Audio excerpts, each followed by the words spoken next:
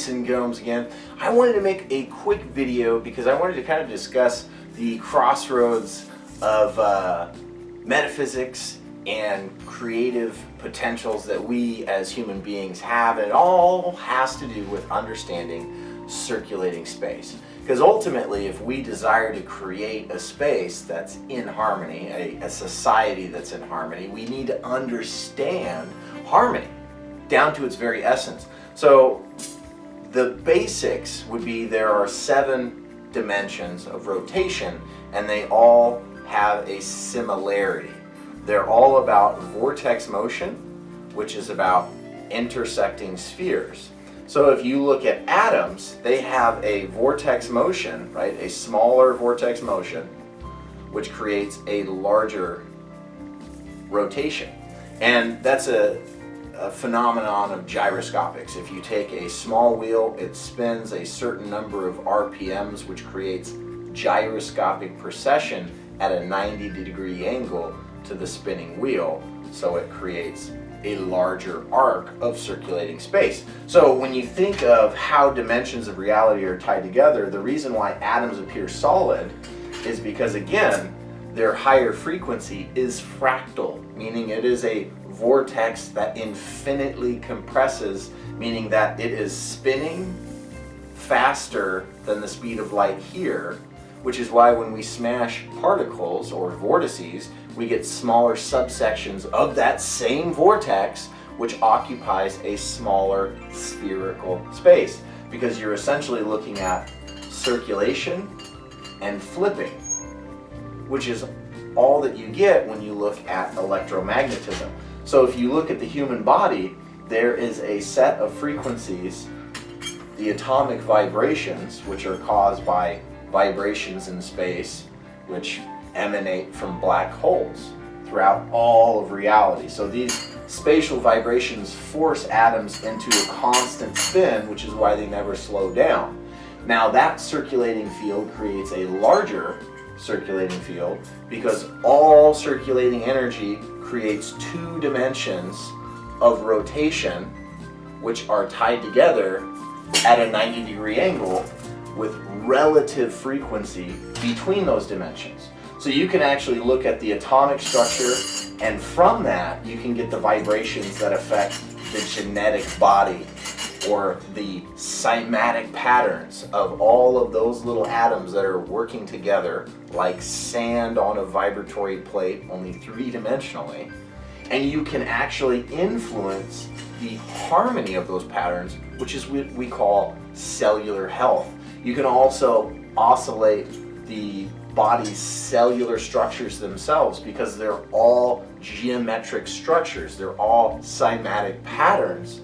So if you amplify the frequency that creates that structure, eventually it will actually explode because of the structural stress. So you can actually heal genetic structures, you can bring them back into a harmony alignment. You can change a cellular structure from one kind of cell to another kind of cell in order to heal the body.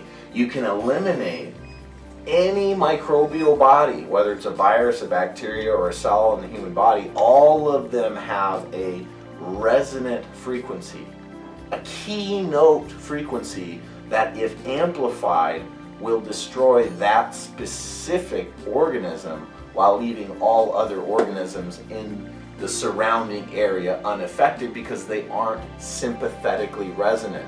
Just like if I strike a tuning fork and I have another tuning fork that's resonant at a different frequency, nothing will happen. So understanding harmonics, understanding sympathetic resonance is what will allow us to be able to create the genetic and cellular bodies for our own experience that we desire to have. Understanding that the heart itself, the cardiovascular system itself, is a cymatic pattern generator. You have a singular heartbeat that sends blood, which is an electrolytic fluid. It has electrolytes. If you didn't have electrolytes, you would die.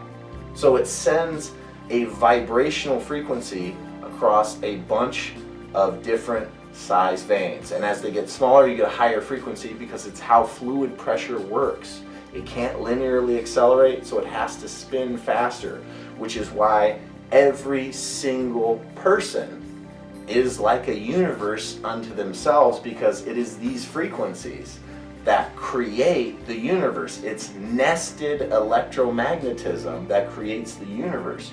You have spinning galaxies, and you have spinning circulating solar systems, you have spinning planets, you have spinning multicellular bodies, you have cellular bodies, you have genetics, and you have atoms. And they all exist inside the universe, which is like an atom in a much larger universe.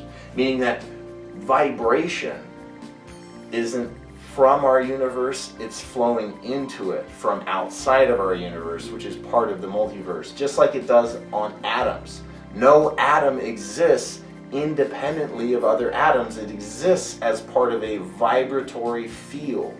So rather than thinking of solid reality as being the engine, think of the electromagnetic vibrations, the sound, which is to say omnidirectional, spherical expansion and reverberation, is the key to every single pattern manifested out of anything. Because if you take all these vibrations away, you have perfect harmony, or the 0-point field, which is to say, if space is infinitely small, it takes zero space.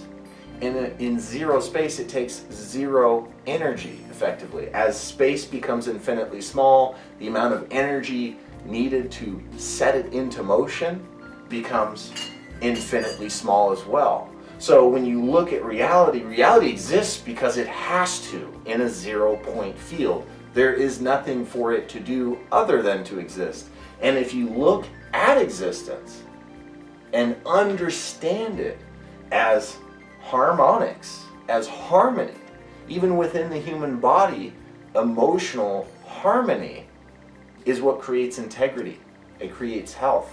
And that's what I want to be able to do, is create a society where people understand harmony and understand how powerful it can be used properly.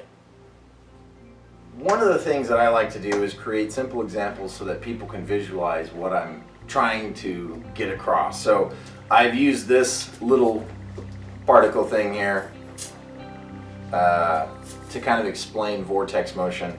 So the idea of harmonics is that you have related frequencies or nested frequencies. And what that means is, like, if you imagine this to be a certain frequency, like it spins at a certain rate, as it rotates, it creates a rotational field that flips at a 90-degree angle. And as you can see, as I do that, that's the easiest way for me to keep this thing moving at a constant pace. It's the least amount of energy that is required to keep this thing circulating. Because I could move it like this, and I could continually move it and try and keep up with it, and it would accelerate the faster that I went. Or I can flip at a consistent pace, and it appears, if you were looking at this from the physics standpoint, that it is reversing its direction. It goes from traveling upwards to traveling downwards. It oscillates between two positions, which makes that circulating field constant. It can't stop. So when you look at the smaller circulating energy in atoms, because it's circulating around the center of an atom, it's creating an electromagnetic field, or rather it's entangled with an electromagnetic field, which creates a very specific relationship. So every time this flips, there's a very specific number of times that this rotates. So understanding the number of rotations here to the number of rotations to the dimension above and below is what allows you to determine the frequencies that will interactively allow you to create different patterns which are sympathetically resonant. In other words, you have a cell flipping at the proper frequency, and you have the genetics resonating at the proper frequency, because if you look in the body, genetic structures are resonating between 3 and 30,000 hertz, roughly, and your cells resonate with frequencies much lower than that. Say the sound of music, which is about 72 hertz realistically, all the way up to about 1,000 hertz. So your cellular bodies are interacting with frequencies, when you're thinking of that, between about 900 and 3,000 hertz. So there's different frequencies that we can resonate to create changes in the structures that are present, because they're all just magnetism nested in magnetism. So when you harmonize all the magnetism, when you harmonize all of the omnidirectional waves, because it's the omnidirectional waves, that's why I keep using the term magnetism, because when magnetism expands, it is not linear like a laser. It creates a vortex field, down to a single photon. They create a vortex field. So the idea of vortex motion and the relationship that's created based on vortex motion and flipping electromagnetic fields is the basis of understanding for creating reality, because it's all about circulating fields of energy, because there is nothing that's solid.